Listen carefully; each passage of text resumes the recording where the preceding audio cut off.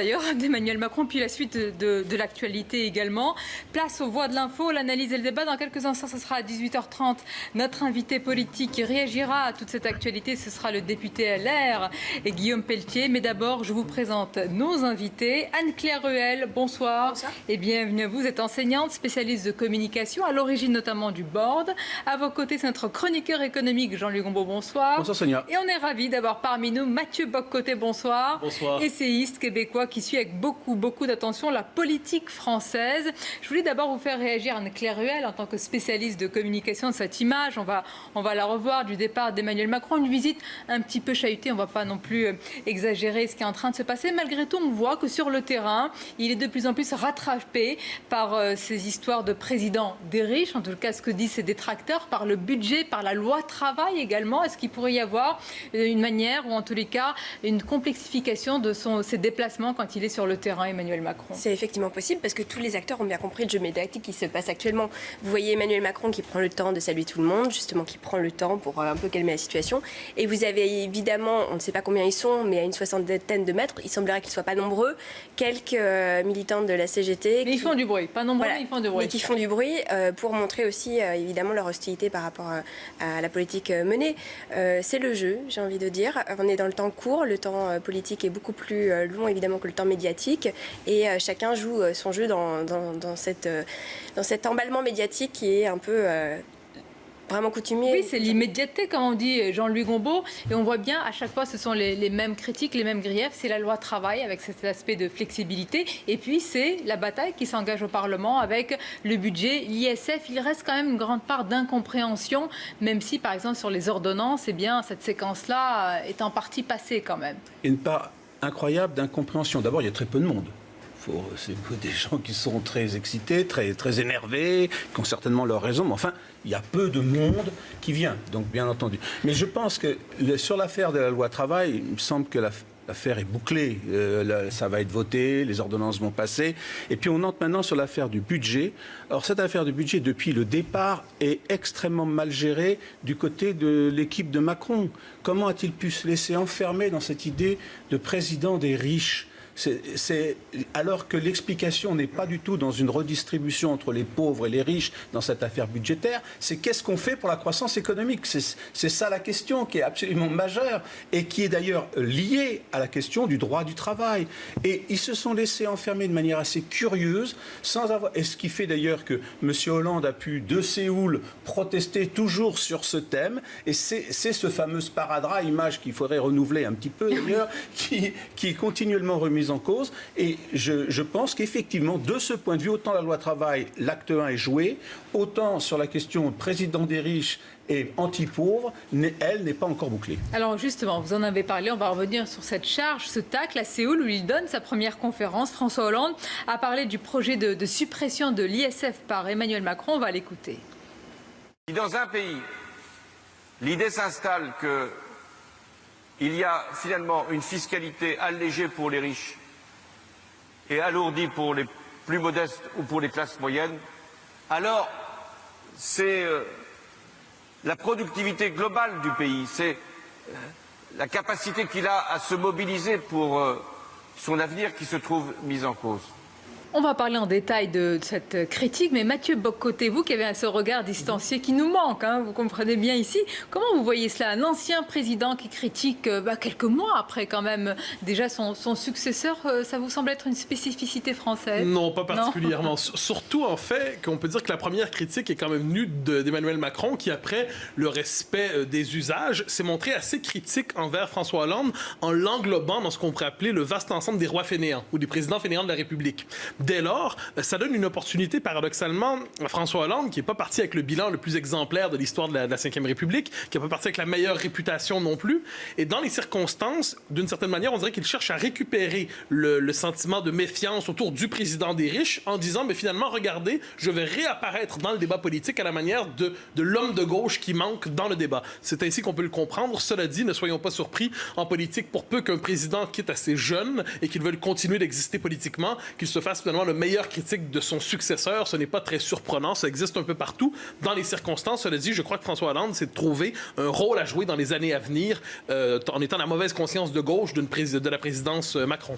Très très bien vu, oui c'est vrai.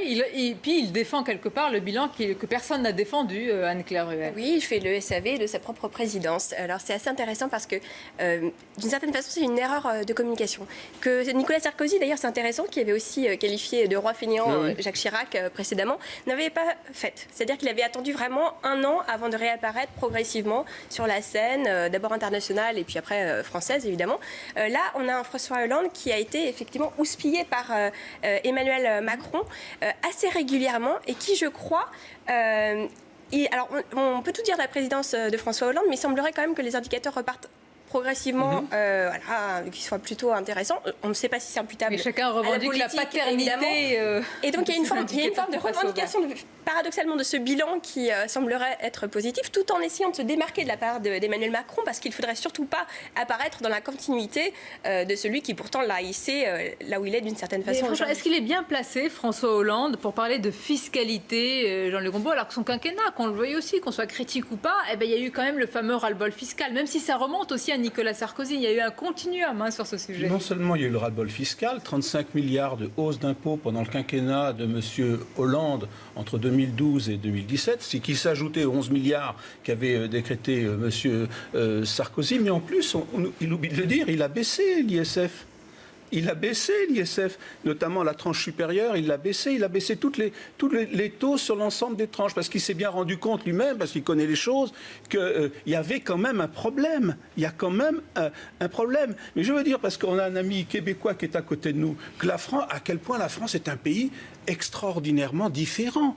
Il n'y a pas un pays au monde où un dirigeant battu veut tout de suite revenir dans la bataille. Et non seulement Sarkozy a essayé tout de suite, mais lui, il a livré bataille. Mais M. Hollande a refusé le combat. C'est extraordinaire. Il refuse le combat pour défendre son bilan et il ne veut pas monter sur le ring. Et puis quand le Macron a gagné par KO, lui dit non, le combat continue, mais dans les gradins. C'est quand même extraordinaire. Et les gradins, il les place à Séoul. Donc on est quand même dans une situation extraordinaire. Et je veux dire simplement que sur la fiscalité, on se demande véritablement quelle leçon M. Hollande peut donner à son successeur. Mais je crois, regardant François Hollande, c'est un homme politique qui s'était généralement distingué par on pourrait appeler ça son intelligence tactique de la politique. C'est-à-dire un petit coup, après un petit coup, après un petit coup. Et dès lors, j'ai l'impression, à tout le moins je regarde ça à distance, que pour François Hollande, sa carrière politique n'est pas terminée. Oui. Il a été président, il n'est plus président, il est encore en politique, et d'une certaine manière, il envoie, et on peut lui reprocher, on peut célébrer, dépendamment du point de vue, mais je crois qu'il a décidé de continuer d'exister politiquement, et dans les circonstances, j'ai l'impression que c'est sa manière, finalement, ça ne se distingue pas de la carrière politique qu'il a menée jusqu'à présent, qui n'était pas... Vous savez pourquoi ? Parce qu'en fait, il est considéré comme le premier membre du Parti socialiste. D'une certaine façon, il ne veut pas être le fossoyeur du Parti socialiste. Ce qu'il a contribué d'une certaine façon à dézinguer, appelons un chat un chat, finalement, il ne veut pas être ce fossoyeur-là, alors que le PS est complètement moribond, qu'on assiste à une forme de gauche zombie et des partis qui sont un peu délétères. Il y a un problème aussi. Maintenant, on est président de la République très jeune. C'est un problème. Oui, parce que quand vous avez 45 ans, alors pour ceux qui, comme si M. Trudeau est battu aux prochaines élections, il va dire moi ma vie n'est pas terminée, il voudra sans doute continuer. Et vous avez la même chose pour M. Hollande, il est relativement jeune. Et supposez que M. Macron soit battu dans 5 ans, il aura 44 ans, et il dira moi je veux continuer à la bagarre. Donc on a un problème. C'est bien d'avoir des présidents jeunes. Imaginez maintenant le président, l'Autrichien qui a 31 ans, à 35 ans, il va quand même pas partir à la retraite. Mais si je peux me permettre, c'est le grand retournement. C'est-à-dire, pendant longtemps, on espérait des présidents âgés, avec une grande sagesse, et on espérait qu'au terme de leur vie politique, ils écrivent leur mémoire, avec une espèce de regard jeté sur l'histoire. On écrit rarement ces mémoires à 40 ans. Du moins, on ne le souhaite pas à grand monde. Mathieu Bock-Côté, il y a aussi tout un débat qui se cristallise autour de la réussite. Certains disent même de la richesse, président des riches, des privilégiés, des premiers de cordée. Comment vous voyez ce débat-là ? Est-ce que là encore, c'est un débat vraiment qui est très particulier à notre pays ? En fait, je crois qu'on aime... Il y a une espèce de regard paradoxal sur la France. C'est-à-dire, pour certains, c'est le pays, on entend souvent, qui est un pays qui serait particulièrement libéral, dit-on, qui aurait été complètement libéralisé par l'Union européenne. Et au même moment, le pays semble se définir aussi, me semble-t-il, par une culture socialiste assez forte, à tout le moins une culture étatiste assez forte. Donc la définition de la France est souvent prise dans un paradoxe. Cela dit, j'ai l'impression que dans le cas d'Emmanuel Macron, on est vraiment dans la définition de sa présidence. C'est-à-dire, d'un côté, lui veut être à la fois l'homme qui restaure la verticalité des institutions, l'homme qui restaure la part symbolique de l'État, l'autorité légitime, et le candidat réformiste plus intelligent que tous les autres. Et ça, je crois qu'il aime envoyer le signal. Et de l'autre côté, eh bien, la lutte qui est menée contre lui, qui n'est pas complètement insensée non plus, c'est justement rejouer la lutte des classes. Et dans les circonstances, c'est ce que fait Mélenchon, pas seulement lui, mais il cherche véritablement à cliver autour d'une nouvelle lutte des classes à la française. Dans ce débat, eh bien, on va voir laquelle des deux représentations peut l'emporter. Les deux peuvent être convaincantes à leur manière. Les deux peuvent être convaincantes, avec aussi un opposant qui revient donc dans ce débat, Claire Ruel, c'est François Hollande. On a envie de demander combien ça va durer. Ça peut durer 5 ans. Et alors, déjà, ce quinquennat, est-ce que cette guerre déclarée, ces attaques, peuvent durer longtemps? Comme l'a dit tout à l'heure Mathieu Bock-Côté, dimanche quand même, Emmanuel Macron a beaucoup ciblé la présidence bavarde. Et il visait François Hollande, qui donc répond par l'outil fiscal, l'arme fiscale. Oui, alors il y a deux choses. Il y a effectivement présidence bavarde, parce qu'on se souvient un peu des SMS intempestifs de François Hollande, certes, mais depuis un mois, Emmanuel Macron sature l'espace médiatique. Il faut aussi remettre les choses en contexte. C'est-à-dire que vous avez eu l'interview dans l'hebdomadaire allemand, vous avez eu l'interview fleuve dans Le Point, vous avez eu une série d'interventions sur CNN, j'en passe sur France 24 un entretien. Vous avez beaucoup d'interventions comme ça. Donc, d'une certaine façon, c'est aussi, encore une fois, marquer une forme de rupture, mais tout en continuant cette forme d'hyper-présidence, parce qu'il a compris que finalement, c'était de son devoir de communiquer auprès des Français.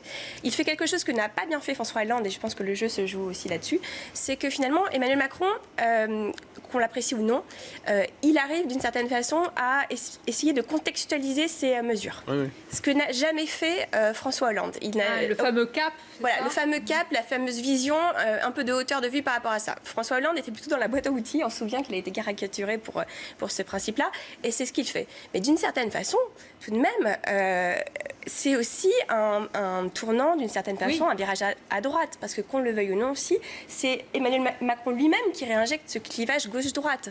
Lui qui voudrait essayer de maintenir le clivage entre eurosceptiques et europhiles pour essayer de dépasser cette forme de clivage, on le voit que ça le rattrape, et ça le rattrape dans une séquence où demain vous avez la sortie du livre de Cazeneuve, et une séquence qui risque de revenir sur... Bernard Cazeneuve, voilà, qui, on l'imagine, va aussi tenter de défendre le bilan et de revenir sur tout cela. Jean-Luc Bombaud, c'est aussi assez particulier, toujours, de critiquer, quelle que soit la politique, depuis l'étranger. On sait généralement qu'il y a une forme d'usage, je ne sais pas si c'est une tradition d'ailleurs, mais de ne pas critiquer son pays à l'extérieur, même si c'est la politique fiscale.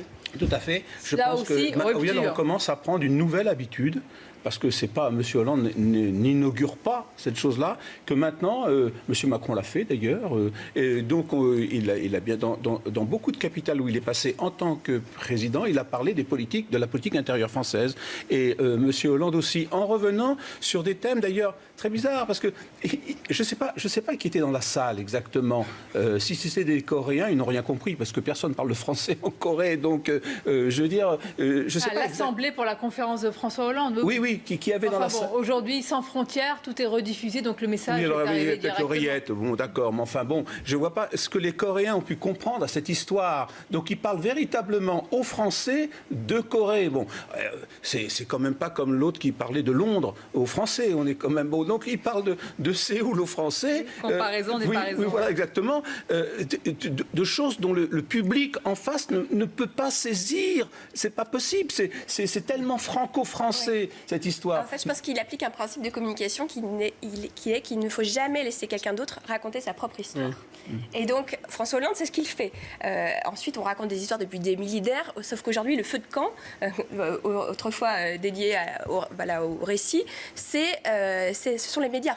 Et donc, c'est ça qui change. Si je peux me permettre, je crois que dans le cadre d'Emmanuel Macron, à la différence de Hollande, qui commentait, on pourrait dire, la vie politique au quotidien avec un plaisir de commentateur, j'ai l'impression qu'Emmanuel Macron cherche à commenter en direct sa place dans l'histoire. C'est-à-dire, il donne l'interprétation du moment historique qu'il vit, il nous invite à le comprendre à sa manière. À la fois, donc, l'importance de la dimension symbolique, l'entrevue du point auquel vous avez fait référence. Donc, il veut marquer, et je pense qu'une chose dans le récit médiatique autour de Macron, je pense qu'il a la prétention, et j'y reviens, à s'imposer comme l'homme particulièrement intelligent. C'est-à-dire qu'il vient justifier ensuite sa prétention quelquefois à regarder avec une position de surplomb les Français et plus largement la classe politique. Donc, il veut jouer cette carte. Reste à voir si ça va fonctionner. Mathieu Bocoté, le président actuel, Emmanuel Macron, fait attention aussi à son image à l'extérieur. Il a répondu, comme vous l'avez dit, au journal allemand The Spiegel en disant « Je ne suis pas arrogant ». En tout cas, c'était la phrase vraiment qui barrait la une. Quelle image a-t-il à l'extérieur, au Québec ou au-delà? Quelle image a ce jeune président? Pour l'instant, ça demeure le président modernisateur. C'est-à-dire, c'est le président,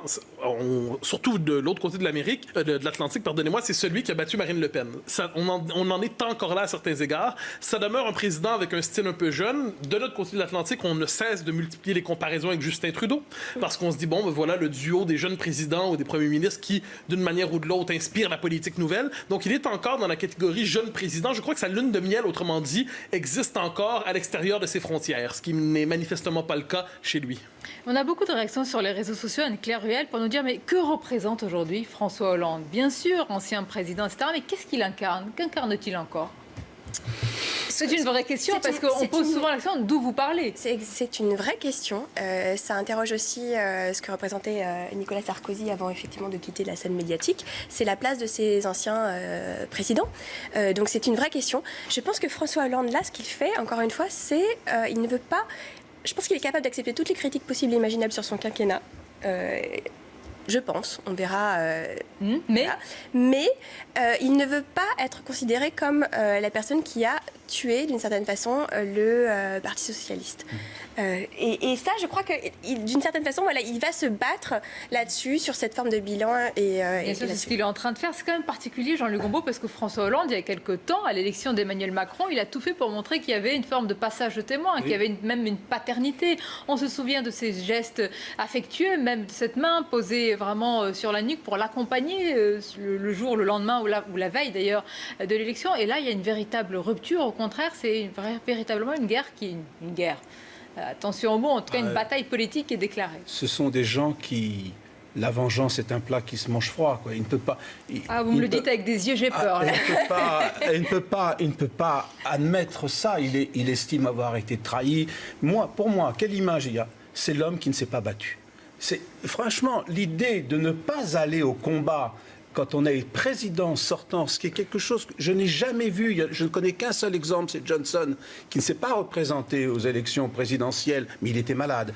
Et ne pas se présenter pour défendre son bilan, parce que cette affaire lui a permis de fait que son bilan n'a pas été dans la campagne électorale. Il n'a pas été, parce qu'on aurait boxé dans le vide. Il n'était pas là. Donc il a évité le combat pour s'épargner de recevoir des coups sur son bilan. Et voilà qu'il est trahi par quelqu'un quand même à qui il avait mis quand même le marchepied. Quand même, c'est bon.